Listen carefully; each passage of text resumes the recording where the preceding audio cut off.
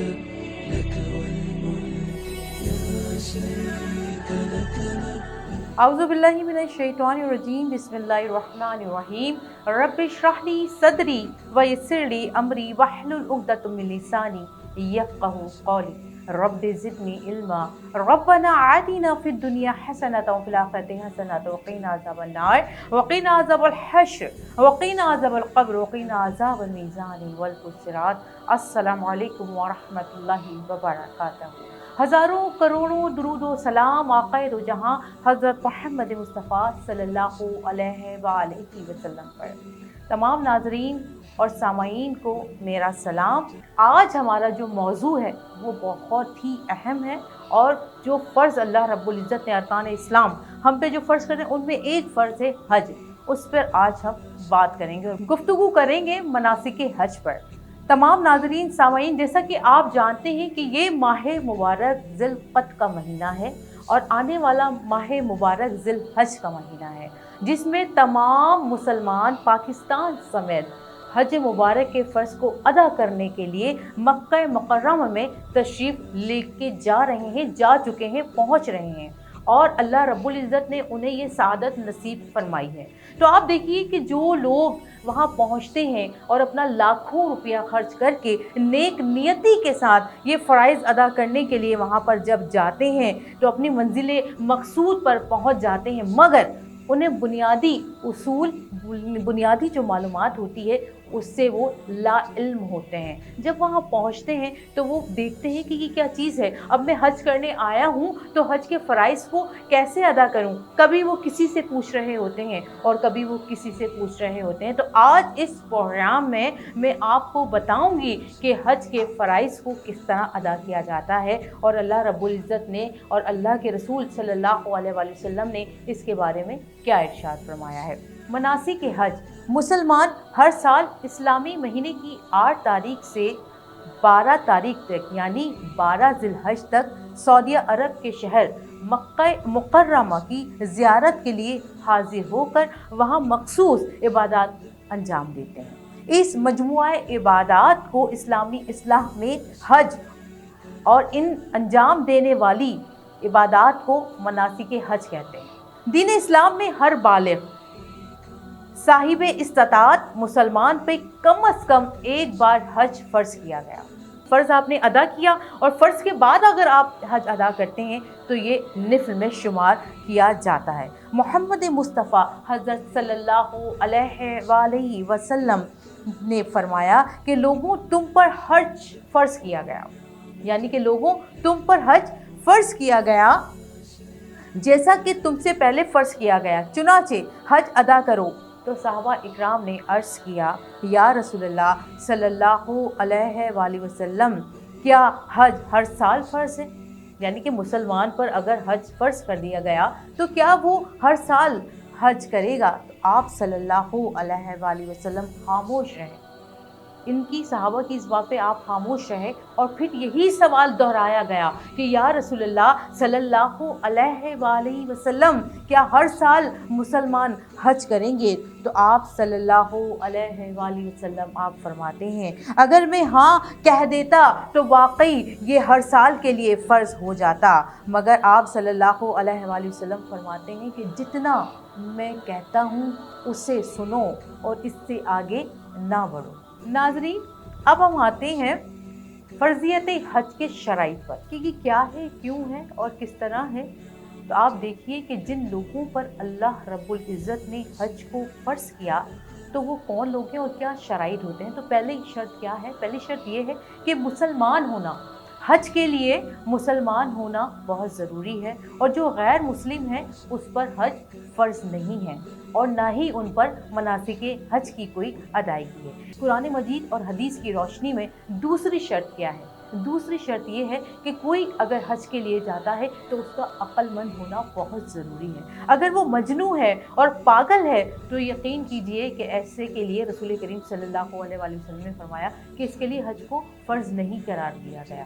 تو حج انہی لوگوں کے لیے فرض ہے جو شعور رکھتے ہیں اور جو عقل رکھتے ہیں۔ اسی طرح حج کی تیسری شرط یہ ہے بلوغت کا معاملہ، یعنی کہ بچہ آپ کا یا آپ بالکل جوان ہونے چاہیے، ایج ہونی چاہیے، آپ کے بچے نہیں ہونے چاہیے. یعنی بات یہ ہوتی ہے اگر کوئی بچہ ہے وہ بالغ نہیں ہے تو اسلام نے اس پر حج کو فرض نہیں کیا ہے، بالغ پر حج کو فرض کیا گیا ہے. چوتھی شرط جو ہے وہ یہ ہے حج کی استطاعت رکھنا، جسمانی طور پر، مالی طور پر اور ذہنی طور پر. آپ کے پاس اتنی طاقت ہونی چاہیے، اتنی صلاحیت ہونی چاہیے کہ آپ حج کے فرائض کو انجام دے سکیں. اسی طرح حدیث کی روشنی میں اب میں آپ کو بتانے جا رہی ہوں شرط نمبر 5، آزاد ہونا. یعنی کہ کوئی شخص اگر آزاد ہے تو اس پر جو ہے وہ حج فرض کیا گیا. اگر کوئی غلام ہے، باندی ہے، تو اس پر حج کو فرض نہیں کیا گیا.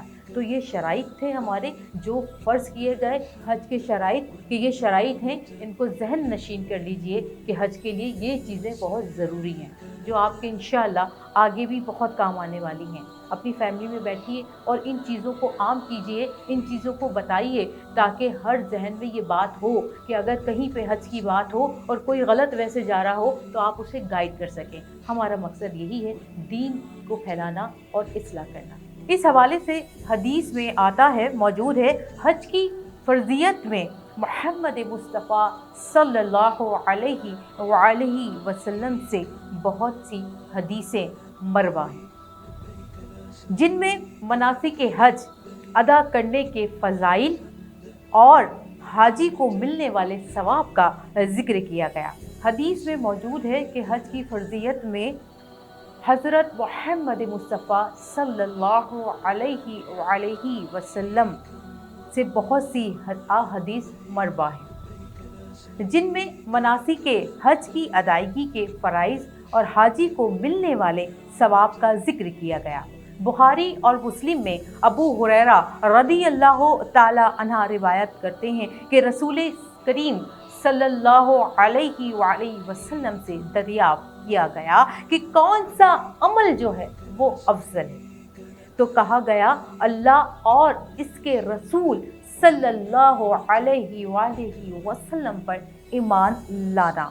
پھر دریافت کیا گیا کہ اس کے بعد کون سا عمل جو ہے وہ افضل ہے، تو آپ صلی اللہ علیہ وآلہ وسلم نے ارشاد فرمایا کہ جہاد کرنا افضل ہے. پھر فرمایا گیا کہ کون سا عمل جو ہے اس کے بعد افضل ہے، تو آپ صلی اللہ علیہ وآلہ وسلم نے فرمایا مقبول حج. بخاری، مسلم، ترمذی اور ابن ماجہ میں روایت ہے، حضرت محمد مصطفیٰ صلی اللہ علیہ وآلہ وسلم نے فرمایا کہ جس نے حج کیا، فحش کلام سے بچا، تو ایسا کہ جیسے کہ وہ ابھی اپنی ماں کے پیٹ سے پیدا ہوا. حج ان گناہوں کو دفع کر دیتا ہے جو اس سے قبل ہو گئے ہوں. صحیح مسلم میں ابو ہریرہ رضی اللہ تعالی عنہ سے روایت ہے کہ رسول اللہ صلی اللہ علیہ وآلہ وسلم نے فرمایا کہ عمرہ کرنا گناہوں کا کفارہ بن جاتا ہے. عمرہ کرنا گناہوں کا کفارہ بن جاتا ہے، جبکہ مقبول حج کا بدلہ سوائے جنت کے کچھ بھی نہیں. سبحان اللہ، سبحان اللہ، کتنی عظیم اور کتنی بڑی بات ہے کہ حج کرنا مقبول حج کا بدلہ سوائے جنت کے اور کچھ بھی نہیں.